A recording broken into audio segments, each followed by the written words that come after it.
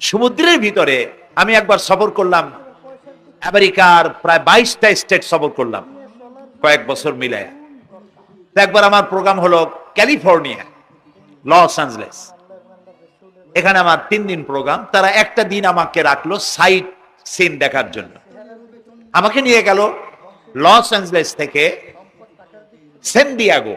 San Diego হচ্ছে Pacific ওশানের পাশে। এইখানে আছে সি ওয়ার্ল্ড, অর্থাৎ সমুদ্রের মধ্যে যা কিছু আছে তা তারা সেখানে উঠায় রাখছে, বিশাল জায়গা। তো নিয়ে গেল, এই আপনাদের মাঠটা যত বড় এরকম একটা বড় পুকুর, সেই পুকুরের মাঝখানে আছে একটা ওয়াল, আর ঠিক মাঝখানে আছে একটা মঞ্চ, আর 10,000 লোক বসতে পারে এরকম একটা গ্যালারি। ওরকম একটা গ্যালারিতে আমাকে বসালো টিকিট কাটায়া। ওখানে মাছের খেলা দেখানো হবে। যারা খেলা দেখাবে তারা হাতে তুড়ি দিল, সঙ্গে সঙ্গে 2টি মাছ ওই পাশ থেকে তারা ভিতরে বড় গেট আছে, সেই গেট দিয়ে এপারে চলে আসে। আমি লক্ষ্য করলাম খেলা যারা দেখাবে তাদের মুখের কথা, বাঁশির আওয়াজ, হাতের ইঙ্গিত মাছে বোঝে। মাছটার বুকটা সাদা, একদম সাদা, আর পেছনের দিকটা কালো। যখন উঁচু হয় তখন মনে হয় কোন সৌদি প্রিন্স হবে, কালো কাপড় গায়ে দেয় সাদা জামার উপরে, ঠিক ওরকম মনে হয়। তো যারা খেলা দেখাবে তারা এইভাবে হাতে তালি দিল, মাছেও তার 2টি পাখা নিয়ে হাতে তালি দিল, ওয়েলকাম করলো দর্শকদেরকে। অনেকগুলি খেলা দেখালো এই মাছ। এক একটা খেলা দেখাইয়া যখন স্টেজের সামনে গিয়া মাছ হা করে, তখন বড় বড় বালতির ভিতরে ছোট ছোট মাছ আছে, এই মাছগুলি 2-3 বালতি তার মুখের মধ্যে ঢুকায় দেয়। আমার কাছে মনে হলো ওর গ্রাসটা এত বড় যে আমার মতো 12-14 জন বা 15-20 জন যদি ঢুকায় তাহলে মাছে মনে করবে যে কোনো চেলাপুটি ঢুকছে, এর থেকে বেশি কিছু মনে করবে না। এত বড় মাছ, শ্যামু ফিশ বলা হয় ওটাকে। এরপরে দেখলাম তিমি মাছ, নীল জাতীয় তিমি, যে তিমিগুলি খুব কম পাওয়া যায় মহাসমুদ্রে, এগুলি থাকে। এক একটা নীল তিমির ওজন 5,000 টন পর্যন্ত হতে পারে। এর যে বাচ্চা হয় সে বাচ্চায় দুধ খায়। তিমি হচ্ছে স্তন্যপায়ী প্রাণী। যে বাচ্চা হইল যেদিন হয় সেদিন থেকেই বাচ্চার 50 থেকে 60 মণ দুধ লাগে। কে খাওয়ায়?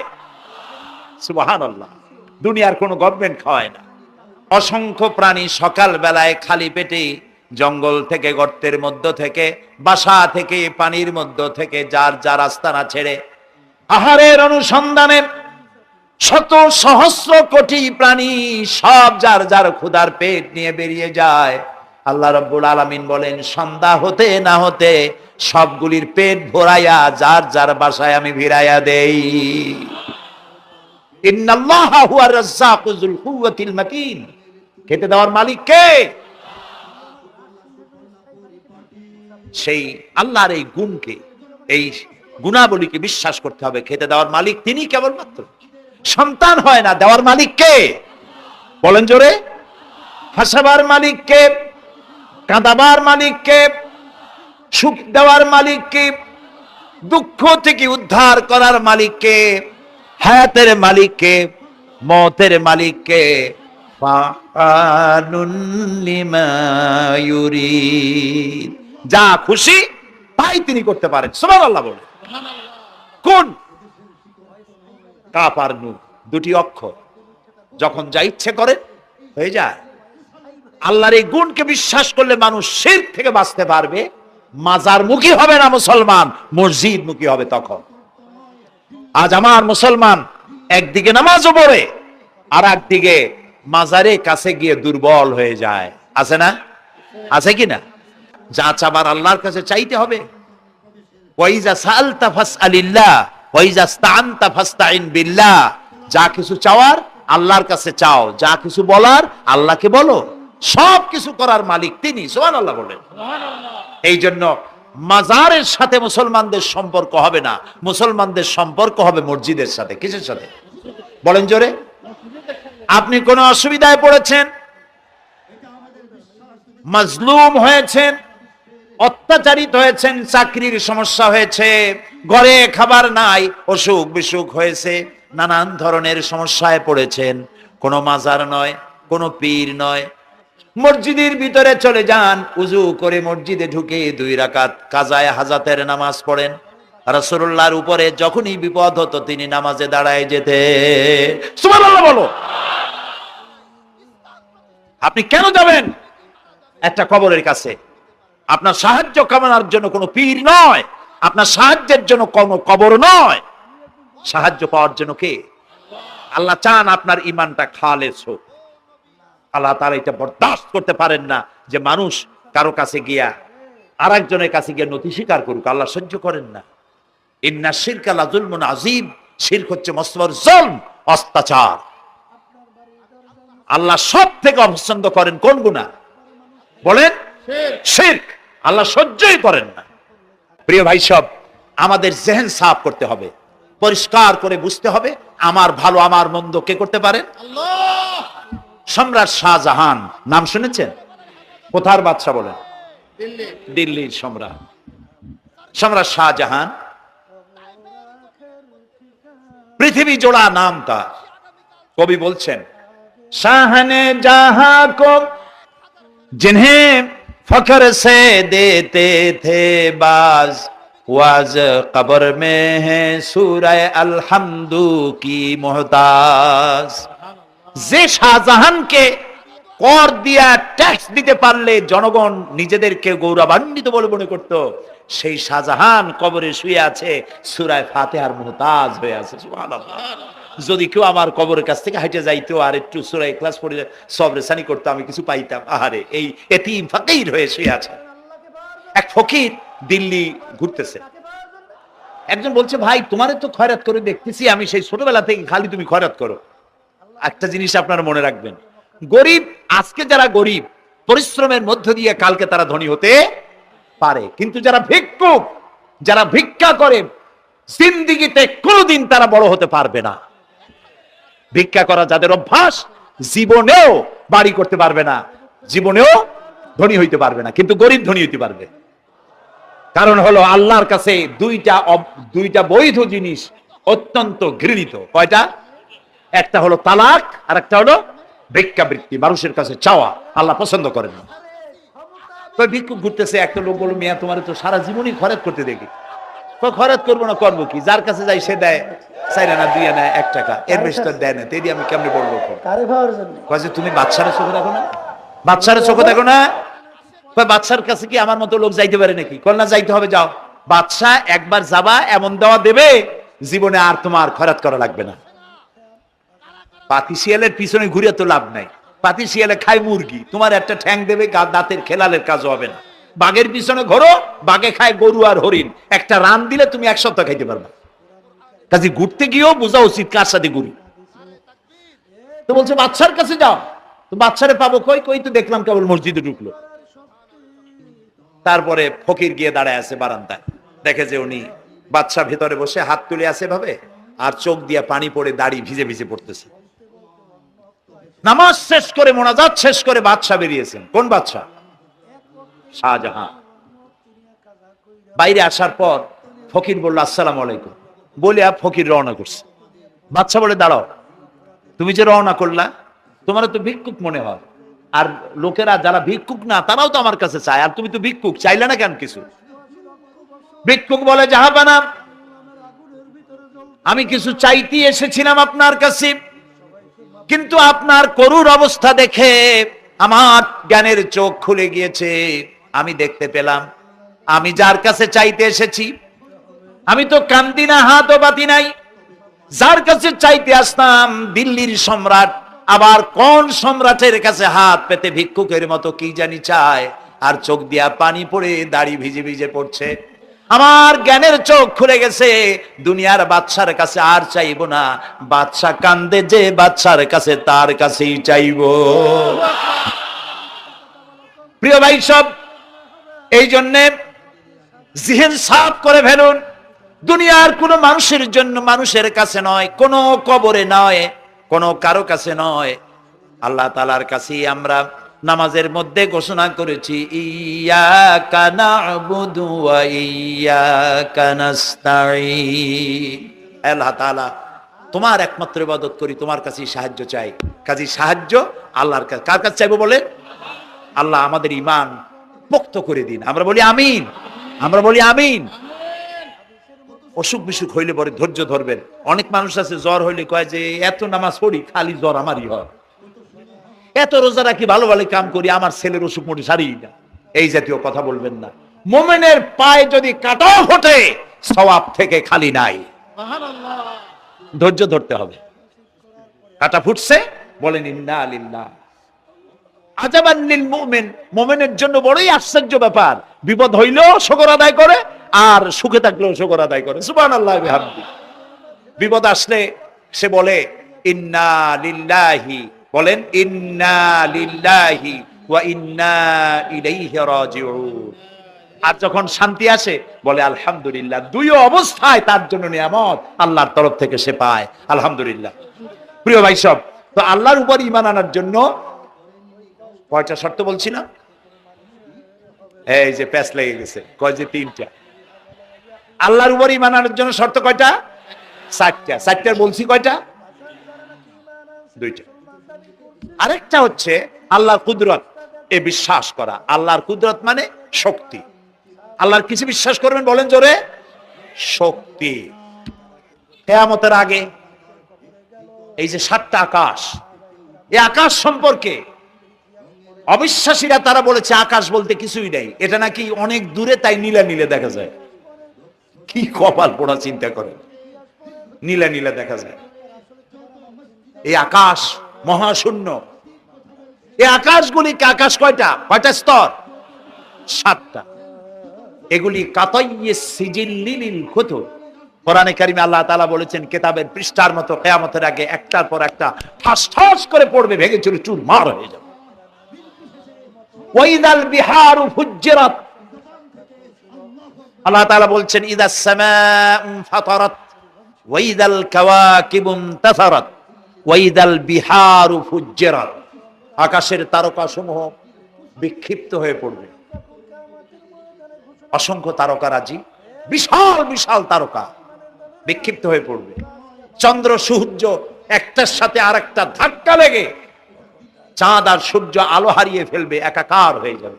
পাহাড়গুলো উঁচু করে আল্লাহ তাআলা জমিনের উপরে আছাড় মারবেন, কাল ইহনিল মানফুস, তুলার মতো উড়ে চলে যাবে। সুবহানাল্লাহ বলবা না? কত বড় শক্তি আল্লাহ পাকের। ওয়াইদাল বিহারু ফুজ্জিরাত, সমুদ্র সমূহ বিদীর্ণ হয়ে যাবে। সমুদ্রে যত পানি আছে সমস্ত পানিগুলি নিঃশোষিত হয়ে যাবে মাটির তলায়, এবং সেখানে অগ্নুৎপত্তি হবে। কোরআনে কারিমে আল্লাহ বলে দিয়েছেন গোটা সমুদ্রগুলিতে আগুন জ্বলতে থাকবে। এগুলি কিয়ামতের আলামত। আল্লাহ পাকের অফুরন্ত মেহেরবানি। এই যে কানের কাছ দিয়া গুলিটা চলে গেছে, কানে লাগে নাই। বাড়ির কাছ থেকে কিয়ামত হয়ে গেল, বাংলাদেশে আল্লাহ বাঁচাই দিলেন। সুবহানাল্লাহ বলো, আলহামদুলিল্লাহ বলেন। আমাদের প্রতিবেশী দেশগুলিতে যেভাবে আঘাত লাগছে, ওর 1000 ভাগের 1 ভাগের আঘাত কয়েক সেকেন্ড যদি বাংলাদেশে হতো, আমাদের সব অপরিকল্পিত শহর, রাজুক পারমিশন দিয়েছে 3 তলার, করা হয়েছে 7 তলা। এইভাবে অপরিকল্পিত যত বিল্ডিং আছে এগুলি পচা সিমেন্ট দিয়ে, পচা ইট দিয়ে তৈরি করা হয়েছে। 2-3 সেকেন্ডের ভূমিকম্প যথেষ্ট এই শহর লন্ডভন্ড করে দেওয়ার। অসংখ্য মানুষ মারা যাবে, অসংখ্য বাড়ি ঘর শেষ হয়ে যাবে। এদেরকে রেস্কিউ করার মতো মডার্ন ইকুইপমেন্টসও গভর্নমেন্টের কাছে নাই। এজন্য আল্লাহর কাছে সেজদা দিয়া গুনার তওবা করতে হবে, আল্লাহ আমাদের মাফ করে দাও, আমার এই গরিব দেশটাকে কিয়ামত পর্যন্ত এই গজব থেকে বাঁচাও। একদিকে নামাজ পড়ি, আর একদিকে ওজনে কম দেই, খাদ্যে ভেজাল দেই, বেপরদা করি, মিথ্যা কথা বলা হয়, ওজনে কম দেয়, খাদ্যে ভেজাল দেয়, জমিনের আইল ঠালে আমানতের খেয়ানত করে। আল্লাহর হুকুম মানা হলো না, রাসূলের আদেশ মানা হলো না। আল্লাহর উপর ঈমান আনার জন্য চতুর্থ শর্ত হচ্ছে আল্লাহ যা বলেছেন মাথা নত করে মেনে নিতে হবে, বলতে হবে সামি'না ওয়া আতা'না। বলেন সামি'না ওয়া আতা'না, শুনলাম আর মেনে নিলাম। বলেন তো জোরে, শুনলাম আর মেনে নিলাম। সুবহানাল্লাহ বলেন। মুমিনেরা এই প্রশ্নই করবে না মদ হারাম কেন, মুমিনেরা এই প্রশ্নই করবে না জুয়া হারাম কেন, মুমিনেরা এই প্রশ্নই করবে না জেনা হারাম কেন। একটাই জবাব, মদ হারাম কেন? আল্লাহ হারাম করেছেন তাই হারাম। জিনা হারাম কেন? আমার আল্লাহ হারাম করেছেন তাই হারাম। জুয়া হারাম কেন? আমার আল্লাহ হারাম করেছেন তাই হারাম। কোন যুক্তি নাই। যুক্তির আল্লাহর নিষিদ্ধ জিনিসে যুক্তি তালাশ করে কেবলমাত্র শয়তান। আল্লাহর আদেশ নিষেধের যুক্তি তালাশ করে কে? শয়তান। মুমিনের কাজ হলো সামি'না, বলেন, ওয়া আতা'না, শুনলাম আর মানলাম, বাস, শেষ কথা, খালাস। নবী করিম সাল্লাল্লাহু আলাইহি ওয়াসাল্লাম আমাদের রাসূল, আমাদের নেতা। আমাদের রাসূল আমাদের নেতা, আমরা তার উম্মত, তার অনুসারী। অনুসারীর কাজ কি? নেতার পূর্ণাঙ্গ অনুসরণ করণ। রাসূলুল্লাহর আনুগত্য করতে হবে, এটা কে বলেছেন? আল্লাহ রাব্বুল আলামিন সূরা আলে ইমরানের মধ্যে বলেছেন, কুল ইন কুনতুম তুহিব্বুনাল্লাহ ফাত্তাবিউনি ইউহিব্বুকুমুল্লাহ ওয়া ইয়াগফির লাকুম যুনুবাকুম আল্লাহু গফুরুর রহিম। হে নবী, আপনি বলুন, তোমরা যদি আল্লাহকে ভালোবাসো তাহলে তোমার কাজ হচ্ছে, তোমরা যদি আল্লাহকে ভালোবাসো তাহলে তোমরা আমার আনুগত্য করো, আমার অনুসরণ করো। কার? রাসূলের। বলেন কার? রাসূলের অনুসরণ যদি তোমরা করো, খেয়াল করে শুনতেছেন তো, আল্লাহ তাআলা বলছেন, নবী আপনি বলেন, তোমরা যদি আল্লাহকে ভালোবাসো, তোমাদের এই দাবি যদি সত্য হয়, তাহলে আমার অনুসরণ করো, আমার আনুগত্য করো। আমার অনুসরণ, আমার আনুগত্য করলে পরে তোমাদেরকে আল্লাহ রাব্বুল আলামিন ভালোবাসবেন এবং তোমাদের তামাম জিন্দেগীর সমস্ত গুনাহ খাতা আল্লাহ তাআলা মাফ করে দিবে। আমরা কি গুনাহ মাফ করাইতে চাই? বলেন চাই? আসুন রাসূলের আনুগত্য করুন। রাসূলের আনুগত্য কিরকম? রাসূল যেভাবে মুছ কাটছে আমরা সেইভাবে মুছ কাটবো। তিনি দাড়ি যেভাবে রাখছেন আমরা সেইভাবে রাখবো। তিনি চুল কাটছেন যেভাবে সেইভাবে করব। তিনি পায়ের নখ, হাতের নখ যেভাবে কাটছেন সেইভাবে করব। তিনি যেভাবে বিবাহ করেছেন সেই সুন্নত অনুযায়ী বিবাহ, তিনি যেভাবে দেশ চালাইছেন সেইভাবে দেশ চালাবো। রাসূলের অনুসরণের অর্থ শুধু এই নয় যে তিনি যেভাবে সুরমা লাগাইছেন আমি ওইরকম সুরমা দেব, তিনি যেভাবে কদু খাইছে আমিও কদু খাবো, এটা নয়। এটা নয়, শুধু রাসূলের আনুগত্য হবে মুরগির ফার্ম থেকে শুরু করে জাতিসংঘ পর্যন্ত, জীবনের সব ক্ষেত্রে। আর বিশ্বাস করতে হবে তিনি শেষ নবী, তারপরে আর কোন নবী আসবে না। আল্লাহ রাব্বুল আলামিন সূরা আহজাবের মধ্যে বলেছেন, মা কানা মুহাম্মাদুন আবা আহাদিম মির রিজালিকুম ওয়ালাকির রাসূলুল্লাহি ওয়া খাতামান নাবিয়্যিন। মুহাম্মদ সাল্লাল্লাহু আলাইহি ওয়াসাল্লাম তোমাদের কোন পুরুষদের পিতা নন, তিনি আল্লাহর রাসূল এবং তাকে দিয়ে নবুয়তের মিশনকে খতম করে দেওয়া, কমপ্লিট করে দেওয়া হয়েছে। আর কোন নবী, রাসূলুল্লাহ বলেছেন, লা নাবিয়্যা বাদি ওয়ালা রাসূল, আমার পরে আর কোন নবী আসবে না, রাসূল আসবে না। কথা বুঝে আসছে? আল্লাহর নবীর পরে আর কোন নবী হবে না। আল্লাহর নবী বলেছেন, একটি ইমারত তৈরি করে তার ভিতরে একটা ইট যদি খালি থাকে, একটি ইটের জায়গা যদি শূন্য থাকে, তাহলে সকলের চোখে ধরা পড়বে। ওই ইটখানা দিলে পরে বিল্ডিংটা কমপ্লিট হয়ে যায়। নবুয়তের যে ইমারত আল্লাহ তৈরি করেছিলেন, ওর ভিতরে একটা ইটের অভাব ছিল। আল্লাহ পাক আমাকে দিয়ে সেই শূন্য জায়গা পূরণ করে দিয়ে নবুয়তের মিশনকে কমপ্লিট করে দিয়েছেন। রাসূলুল্লাহ বলেছে, আমার পরে আর কেউ নবী হবে না। পৃথিবীর সব মুসলমানদের আকীদা, মুহাম্মদ সাল্লাল্লাহু আলাইহি ওয়াসাল্লামের পরে যদি কেউ নবুয়তের দাবি করে সে কাফির, হাজার বার কাফির। তারা যারা তাকে যারা নবী মানবে তারাও। রাসূলুল্লাহ বলেছেন, আমার পরে 30 জন মিথ্যেবাদী নবুয়তের দাবি করবে। তার মধ্যে একজন তো দাবি করছে রাসূলের জীবদ্দশায়, একটা ছিল মেয়ে লোক আর একটা ছিল পুরুষ। পুরুষটার নাম ছিল মুসাইলামা কাযযাব, নামই ছিল কাযযাব। কাযযাব মানে মিথ্যাবাদী। দেখছেন অবস্থা, নামই মিথ্যাবাদী। উম্মতেরা কইল যে আপনি তো একজন নবী, আমরা সৌভাগ্য আর দুর্ভাগ্য হোক আপনারা নবী বলে মানলাম। মুহাম্মদ সাল্লাল্লাহু আলাইহি ওয়াসাল্লামের কাছে প্রায় জিবরাইল আসে আর ওহী আনে, আর আপনি আমাদের কোনো ওহী দিতে পারলেন না পর্যন্ত। কয় যে কেবল না নবী হইলাম, অপেক্ষা করো, ওহী আসবেন। বেশ কিছুদিন যাওয়ার পর খুব চিন্তা ভাবনা করে কয় যে ওহী একটা আসছে। উম্মতেরা সব দৌড়ে আসছে, কি ওহি? কয় যে এইমাত্র শেষ রাত্রে জিবরাইল আসছিল, আইসা আমারে কয়ে গেল একটা সূরা নাজিল করলো। সূরাটা কি? ইন্না আতাইনাকাল আকাক ফাসাল্লি লিরাব্বিকা ওয়াজআক ইন্না শানিয়াকা হুয়াল আবলাক। উম্মতেরা কয় সর্বনাশ, এই সূরা পড়তে গেলে তো আমরা কাইসা মরে যাব। এর অর্থ তো খুব বিকায়দা। কি কি সূরা নাজিল হলো আপনার উপরে? ইন্না আতাইনাকাল আকাক, মানে আমি তোমাকে হুতুম পেশা দান করেছি, সুতরাং তুমি তোমার প্রভুর উদ্দেশ্যে নামাজ পড়ো আর চিৎকার মারো, কারণ তোমার শত্রুরা সাদা এবং কালো বর্ণের। আমরা তো আগামাথা কিছু বুঝলাম না, কি হই? আচ্ছা ঠিক আছে, পয়গম্বর মুহাম্মদ সাল্লাল্লাহু আলাইহি সাল্লামকে তার উম্মতেরা নিয়ে যায় তাদের বাগানে, মাঝে মধ্যে নিয়ে যায়। নিলে পরে যে কুয়ায় পানি থাকে না, শূন্য কুয়া পানিতে ভরে যায়। যে গাছতলা দিয়ে তিনি হেঁটে যান, যে খেজুর গাছে খেজুর নাই, সেই গাছতলা দিয়ে রাসূল হেঁটে গেলেন, গাছে ফল ধরে যায়। আপনি তো এরকম কিছু দেখাইতে পারেন না। তোমরা তো আমার নেও না, চলো না যাই।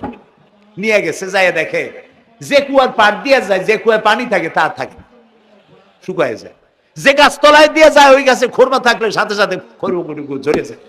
উম্মতের কয় কি একটা কপাল পড়া নবী পাইলাম বাকি। আল্লাহ তারে শেষ করছে দুনিয়া থেকে, জাহান্নামে চলে গেছে। সেই মহিলাটাও গেছে, সেও গেছে। রাসূলুল্লাহ বলেছেন এইরকম 30 জন মিথ্যাবাদী নবুয়তের দাবি করবে কিয়ামতের আগ পর্যন্ত।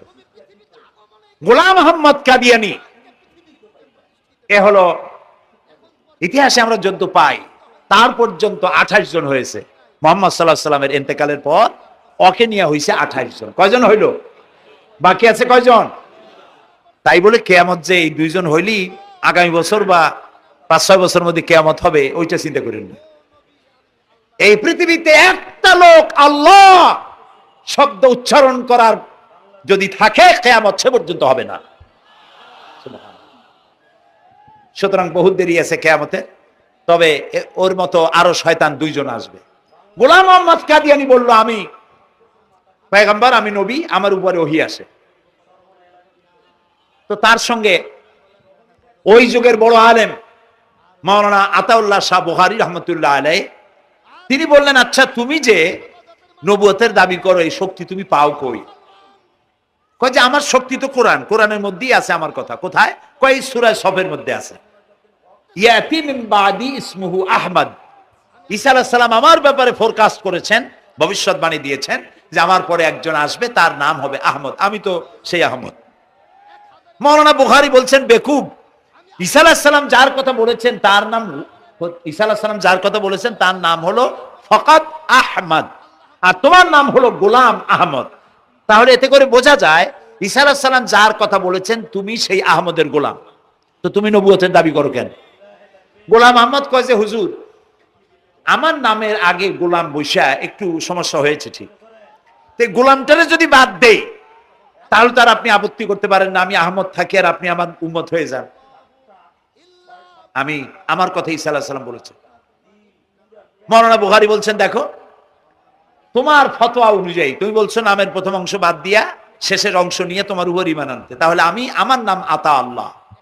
তোমার ফতোয়া অনুযায়ী আমার নামের প্রথম অংশ বাদ দিলাম, আতা গেছে, থাকছে আল্লাহ। আর আল্লাহ হয়ে বলছি তোর মতো গাধারে আমি নবুয়ত দেই নেই।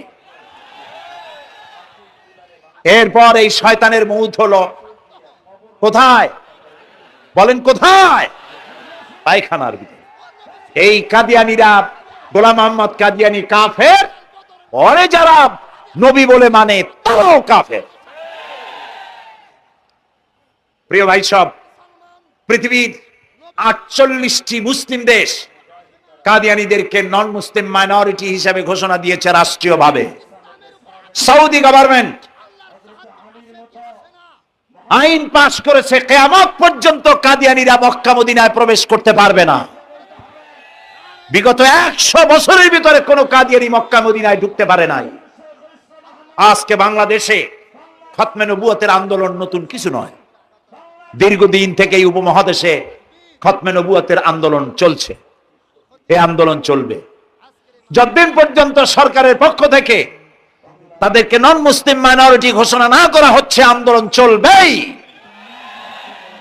এদের লাশ রাস্তায় ফেলাই দিবা, আর 14 কোটি মুসলমান তাকিয়ে তাকিয়ে দেখবে তা বিশ্বাস করো না। খতমে বইতের আন্দোলন যারা করেন, এই জাতির 14 কোটি মুসলমানের সমর্থন তাদের পেছনে রয়েছে। কাজী তাদের ব্যাপারে উচ্চবাচ্য কথা বলতে গিয়ে ব্যারিস্টার হন, আইনজীবী হন, যেই হন, খতমে নবুয়তের আন্দোলন যারা করে তাদের ব্যাপারে কথা বলতে গিয়ে মুখ সামনে কথা বলবেন। এদেশের মানুষ শহীদ হয়ে যাবে, কাদিয়ানীদেরকে বরদাস্ত করবে না। আমাদের দেশে হিন্দু, থামুন, আমাদের দেশে হিন্দু, খ্রিস্টান, বৌদ্ধ আমাদের দেশের নাগরিক অধিকার ভোগ করে না? আমাদের সমান নাগরিক অধিকার তারা ভোগ করে। কাদিয়ানীরাও হিন্দু খ্রিস্টানদের মতো নন মুসলিম মাইনরিটি হিসেবে এদেশে বসবাস করে নাগরিক সুবিধা ভোগ করবেন, কোনো অসুবিধা নাই। কিন্তু আপনি মুসলমান বলে দাবি করবেন না, শেষ নবী মানবেন না, আমরা এই ব্যাপারে কিয়ামত পর্যন্ত আপোষ করব না। খতমে নবুয়তের আন্দোলন কোনো রাজনৈতিক আন্দোলন নয়, এটি আমাদের ঈমানের আন্দোলন। যারা আন্দোলন করতেছেন তারা আমাদের ফরজে কিফায়ার দায়িত্ব পালন করছেন। প্রিয় ভাই সব, রাসূলের প্রতি ঈমান আনতে হলে এরকম ঈমান আনতে হবে, তারপরে আর কোনো নবী আসবে না। আমি দেখেছি ওহদের মাঠে, আমি ওহদে যখন সফর করেছি, আল্লাহ বহুবার নিয়েছেন আলহামদুলিল্লাহ। আমাকে সেখানকার একজন আলেম মদিনার, তিনি আমাকে নিয়ে গেলেন ওহদে বেশ কয়েক বছর আগে। ওহদে গিয়ে দেখলাম, আমাকে দেখালো যে নবী করিম সাল্লাল্লাহু আলাইহি ওয়াসাল্লামের যেখানে দান শহীদ হয়ে গিয়েছিল, দাঁত মুবারক শহীদ হয়েছে, রাসূলুল্লাহ বেহুশ হয়ে পড়ে গেছিলেন। তাকে হযরতে আবু বকর, হযরত ওমর, হযরত ওসমান এই তিনজনে উঁচু করে নিরাপদ জায়গায় নেওয়ার জন্য দৌড়াচ্ছিলেন। পাহাড়ের উপরে যখন উঠতেছিলেন, ওই তিনজন রাসূলকে খাড়ে করে নিয়ে উঠতেছেন, পাহাড় তখন কাঁপতেছিল, পাহাড় কাঁপতেছে, এত বড় কাঁপন উঠেছে পাহাড়ের। পাহাড় সেই এলাকা থেকে কাগজ কাটলে, কেচি দিয়ে কাগজ কাটলে যেমন রেজা রেজা হয়ে যায়, আমার নিজের চোখে আমি দেখলাম। তিনি আমাকে দেখালেন এই সেই এলাকা যেখানে রাসূলকে উঠানো হয়েছিল। পাহাড় আল্লাহর ভয়তে কাঁপতেছিল তরতর করে। সেই উঁচা জায়গা, একটা বিশ্রামের মতো জায়গা পাহাড়ের মধ্যে, সেইখানে তাকে নিয়ে যখন রাসূলকে যখন শোয়ানো হচ্ছিল, পাহাড় কাঁপতেছে। নবী করিম সাল্লাল্লাহু আলাইহি ওয়াসাল্লাম তখন বলছেন, উসবুতি ইয়া জিবাল, উসবুতি ইয়া জিবাল, ইন্নাকা আলাইয়া নবিয়ান ওয়াস সিদ্দিকিন ওয়াস শাহীদাইন। হে পাহাড়, উসবুতি ইয়া জিবাল, হে পাহাড় থেমে যা, তোর উপর আল্লাহর নবী, তোর উপরে সিদ্দিক আর দুইজন শহীদ দাঁড়িয়ে আছে, থেমে যা। পাহাড় থেমে গেল। সিদ্দিক হযরত আবু বকর, দুইজন শহীদ তোর উপরে, হযরতে ওমর, হযরতে ওসমান রাদিয়াল্লাহু তাআলা আনহুমা। কবে শহীদ হবে? রাসূলুল্লাহ আজকে বলতেছেন তোর উপরে দুইজন শহীদ দাঁড়িয়ে আছে। এইভাবে কষ্ট করেছেন নবীজি, ক্ষুধায় কষ্ট করেছেন, যুদ্ধ করেছেন। তবে সেই যুদ্ধ আক্রমণাত্মক ছিল না, ডিফেন্সিভ ছিল। আক্রমণকে প্রতিহত করার জন্য তিনি লড়েছেন। প্রিয় ভাই সব, এত কষ্ট করার পর তিনি যে দিন কায়েম করে গিয়েছিলেন, আল্লাহ তাআলা বলছেন, ওয়াতুজাহিদুনা ফি সাবিলিল্লাহি, আল্লাহর রাস্তায় লড়াই করো জান দিয়ে আর মাল দিয়ে আমার দ্বীনকে প্রতিষ্ঠা করার জন্য। যদি তোমরা ইসলাম বুঝে থাকো, এরই মধ্যে তোমাদের জন্য কল্যাণ নিহিত রয়েছে। সুবহানাল্লাহ বলেন, এরই মধ্যে কল্যাণ। মা বোনদের জন্য আজকে তেমন কোনো কথা বলতে পারলাম না, তবে যা বলেছি নারী এবং পুরুষ সকলের জন্য সমভাবে প্রযোজ্য। আপনাদের জন্য একটু বেশি করতে হবে। এই রাসূলুল্লাহ বলেছেন, আল মারআতু ইজা সাল্লাত খামসাহা ওয়া সামাত শাহরাহা ওয়া আতাআত বালাহা ওয়া আহসানাত ফারজাহা। রাসূলুল্লাহ বলেছেন, যেসব মহিলারা 5 ওয়াক্ত নামাজ সঠিকভাবে আদায় করে, রমজান মোবারকের রোজা রাখে, সতীত্বের হেফাজত করে, স্বামীর আনুগত্য করে চলে, কিয়ামতের দিন ওই সব মহিলারা আল্লাহর জান্নাতের যে দরজা দিয়া খুশি সেই দরজা দিয়া জান্নাতে প্রবেশ করতে পারবে। সুতরাং আপনারা এই কথাগুলি মেনে চলুন, আল্লাহ আপনাদেরকে তৌফিক দিন। আমি মোনাজাত করব এখনই, আপনারা যাওয়ার সময় সকলে সহযোগিতা করে যাবেন। আর নামাজের জন্য একটি বই আছে, চরিত্র গঠনে নামাজের অবদান। আমরা যে নামাজ পড়ি, অনেক সময় নামাজ হয় না। রাসূলুল্লাহ বলেছেন সাল্লু কামা রাআইতুমুনি উসাল্লি, নামাজ পড়ো সেইভাবে যেভাবে আমাকে নামাজ পড়তে দেখো। জীবনের শ্রেষ্ঠ ইবাদত নামাজ, তাই যদি সঠিক না হলো তাহলে পণ্ডশ্রম হয়ে যাবে। এই জন্য নামাজ কিভাবে মানুষের চরিত্রে অবদান রাখে আর নামাজটা কেমনে পড়তে হবে, রাসূলুল্লাহ কিভাবে পড়েছিলেন, সেটি আমার এই বইটিতে লেখা আছে। এটি চরিত্র গঠনের নামাজের অবদান। এখানে লাইব্রেরি আসছে, কোথায় আপনারা খুঁজে বের করে সেটা নিয়ে যাবেন। আর একটি হলো সূরা লোকমান। সূরা লোকমানের 2টা রুকুর তাফসীর করেছিলাম আমি চট্টগ্রামে, মাত্র 2 রুকুর তাফসীর। এই 2 রুকুর তাফসীর 5 দিনে শোনার পর 48 জন হিন্দু বৌদ্ধ মুসলমান হয়ে গিয়েছিল। যাকাত সম্পর্কে, মা বাপের অধিকার সম্পর্কে হযরতে লোকমান তার সন্তানকে যে নসিহত করেছে, সেই নসিহত 9টা নসিহত ছিল। ওই নসিহতগুলি আল্লাহর এত পছন্দ হয়েছে যে আল্লাহ তাআলা নিজে লোকমানের নসিহত কোরআন শরীফে উঠাই দিয়েছে। সুবহানাল্লাহ। সুতরাং আমার নিজের, আমার সন্তানদের ভালো করার জন্য এই নসিহতগুলি দরকার। এটির নাম যারা ক্যাসেট থেকে উদ্ধার করেছে, নাম হলো তাফসিরে সাঈদী লোকমান। সূরা লোকমান এ পর্যন্ত 4টা তাফসির বেরিয়েছে তাফসিরে সাঈদী নামে, যেগুলি আমি তাফসির করেছি চট্টগ্রামে। সেগুলি, এসব বই ওখানে পাওয়া যাবে। এই বইগুলি আপনারা লাইব্রেরি থেকে, এখানে মোবাইল লাইব্রেরি এসছে ঢাকা শহর থেকে, সন্ধান করে আপনারা নিয়ে যাবেন। আল্লাহ তাআলা আপনাদেরকে তৌফিক দান করুন। চিন্তা করে দেখেন না, একটা লোক 40 বছর পর্যন্ত লেখাপড়া জান, লিখতেও পারেন না, পড়তেও পারেন না, নামও সই করতে পারেন না, কোন রাজনৈতিক ব্যক্তিদের সাথে ওঠা বসা করেন নাই, কোন কবি সাহিত্যিকদের সাথে ওঠা বসা করেন নাই। সেই লোকটি 40 বছর পর এমন কথা বললেন রাজনীতির কথা, দুনিয়ার সব রাজনীতি ফেল হয়ে গেল। অর্থনীতির ব্যাপারে, সমাজনীতির ব্যাপারে এমন সব কথা বললেন, দুনিয়া ফেল। 40 বছর যিনি লেখা জানেন না, পড়া জানেন না, লিখতে জানেন না, পড়তে জানেন না, কে তিনি? সাল্লাল্লাহু আলাইহি ওয়াসাল্লাম। আল্লাহ পাক কেন পারবেন না? মরা গাছ দিয়ে ফুল ফুটাই দিতে পারেন, মরুভূমির ভিতরে পানির প্রস্রবণ ঘটিয়ে দিতে পারেন, আমিরকে ফকির করতে পারেন, ফকিরকে আমির করতে পারেন। এই তো আল্লাহ। যালিকুমুল্লাহু রাব্বুকুম, ইনি হচ্ছেন তোমার আমার রব। সুবহানাল্লাহ। কোরআনে কারীমকে একদিকে মুখস্থ করা সহজ, আর মুখস্থ করার জন্য একটি সিস্টেম কোরআন শরীফের মধ্যে আছে, চিন্তা করলে যেগুলি পাওয়া যায়। সেটা হলো এই যে কোরআন যদি কেউ তাড়াতাড়ি পড়ে মনে হবে যেন প্রবন্ধ পড়তেছি, আর যদি থেমে থেমে পড়ে তাহলে মনে হবে যেন কবিতা পড়তেছি। সুবহানাল্লাহ।